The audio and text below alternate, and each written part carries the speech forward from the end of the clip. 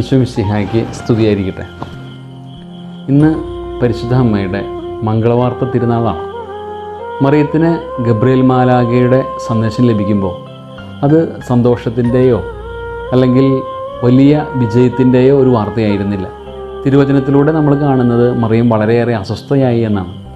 അതായത് അസ്വസ്ഥത ഉളവാക്കുന്ന വാർത്തയാണ് അവൾക്ക് ലഭിച്ചത്. പക്ഷെ എങ്ങനെയാണ് അത് ഒരു മംഗളവാർത്തയായിട്ട് മാറിയത്?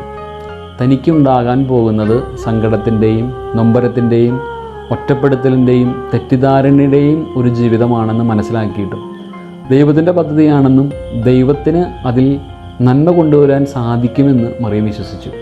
അങ്ങനെ അവൾക്ക് അത് ഒരു മംഗളവാർത്തയായിരുന്നില്ലെങ്കിലും ഇന്ന് ലോകത്തിന് മുഴുവൻ മംഗളവാർത്തയാകാൻ സാധ്യതയുണ്ടായിരുന്ന ഒരു കാര്യം മറിയം സ്വീകരിക്കുകയാണ്. സമാനമായ വിധത്തിൽ ദൈവം നമുക്കും സന്ദേശങ്ങൾ അയക്കുന്നുണ്ട്. മംഗളവാർത്ത നമുക്കുള്ളതാണോ, നമ്മിലൂടെ മറ്റുള്ളവർക്ക് വേണ്ടിയുള്ളതാണോ എന്ന് നമുക്ക് തീരുമാനിക്കാനായിട്ട് സാധിക്കും.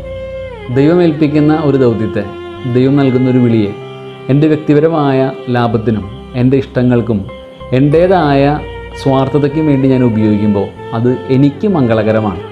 എന്നാൽ ദൈവം ഏൽപ്പിച്ച ഒരു ദൗത്യം എൻ്റെ കഷ്ടപ്പാടിലൂടെയും ദുഃഖങ്ങളിലൂടെയും എൻ്റെ സഹനങ്ങളിലൂടെയും ത്യാഗങ്ങളിലൂടെയും എല്ലാം മറ്റുള്ളവർക്ക് നന്മയായിട്ട് മാറാൻ ഞാൻ പരിശ്രമിക്കുമ്പോൾ അത് മറ്റുള്ളവർക്ക് മംഗളവാർത്തയായിട്ട് മാറുകയാണ്.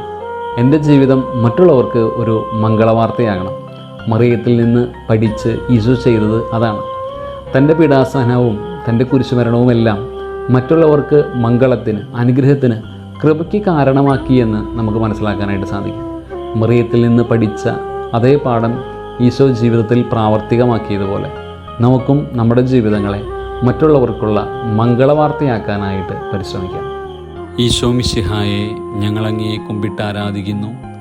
എന്തുകൊണ്ടെന്നാൽ വിശുദ്ധ കുരിശിനാൽ അങ്ങ് ലോകത്തെ വീണ്ടും രക്ഷിച്ചു.